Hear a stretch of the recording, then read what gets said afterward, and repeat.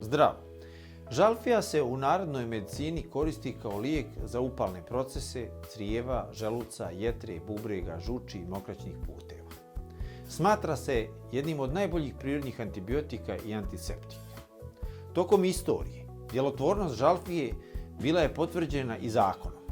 Naime, Karlo Veliki je znao za njenu ljekovitost, pa je zakonom naredio da svi manastiri moraju da uzgajaju po 100-ak različitih vrsta ljekovitih biljaka, od kojih je na prvom mjestu bila upravo žalfija.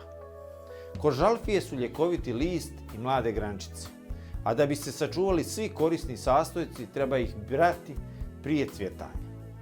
Sušenje je vrlo važno, obaviti na pravilan način jer su listovi bogati ugljenim hidratima, celulozom, taninima i bjelančevinama. Osim ovih organskih jedinjenja, sadrže i mnogo gvožđa i kalcijuma, a posebno su bogati vitaminom A. Ipak najvažnije od svih sastojaka je etersko ulje. Žalfija ima osobinu da steže, zbog čega je kao čaj izuzetno efikasna kod dijareje, kao i bolova i grčeva u želucu.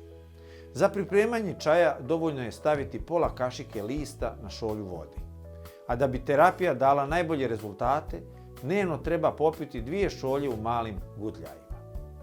Žalfija je efikasna i kod bolesti organa za disanje, jer pospješuje izbacivanje sluzi.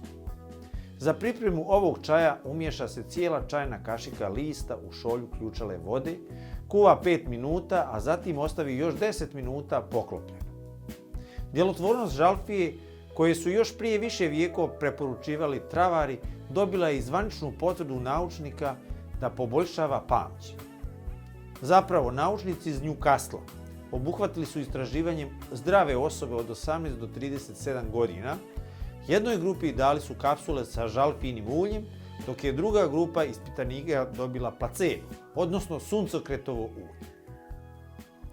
Ispostavilo se da su ispitanici koji su stalno uzimali ulje žalfije pokazali bolje rezultate u testovima pamćenja. Nakon ovih rezultata, naučnicima je žalfija postala zanimljiva za dalja istraživanja, kao potencijalni lijek za Alzheimerovu bolest. Već je otkriveno da ova biljka koči enzim acetilholinesterazu, koji negativno utiče na pamćenje. Alzheimerova bolest je najčešći oblik demencije širom planete, pa bi pronalazak lijeka bio revolucionarno otkriće. Naučnici vjeruju da žalfija posjeduje antioksidanse i protivupalne i hormonima slične supstance, koje mogu da pomognu u liječenju ove bolesti. Žalfija je nezaobilazan sastojak mnogobrojnih lijekova koji se upotrebljavaju za ispiranje usta i grla kod različitih upala. Tanin iz žalfije jača sluzokošu, dok etarsko ulje djeluje antiseptično. Zanimljivo je da se prije otkrića antibiotika žalfija vijekovima koristila protiv upale grla i ždrijela, promuklosti kao i za pripremanje čaja za oboljele od tuberkuloze. Danas se ekstrakt žalfije često dodaje i u paste za zub. U narodnoj medicini koristi se i za jačanje nerava, a pomaže i protiv svih vrsta prehlade i gripa. Upotrebljava se protiv svih zapaljenja, počevši od ždrijela i unutrašnjih organa, pa sve do bešike i vaginalnih upala. Također olakšava i tegobe oboljelima od reumatizma. Ona stimuliše centralni nervni sistem i probavni trakt. Ukoliko imate slične probleme, toplo vam preporučujem ovu korisnu i ljekovitu biljku. Preporučujemo najbolji zdravstveni YouTube kanal sa preko 5 miliona pregleda. Iz sadržaja izdvajamo izuzetna predavanja iz medicine, dijetetike, psihologije, biofizike i genetike, emisije vrhunskih majstora kuhinje, nutricionistički savjeti i biljni preparati za vaše zdravstvene probleme, uputstva za pripremu ekstrakata i tinktura.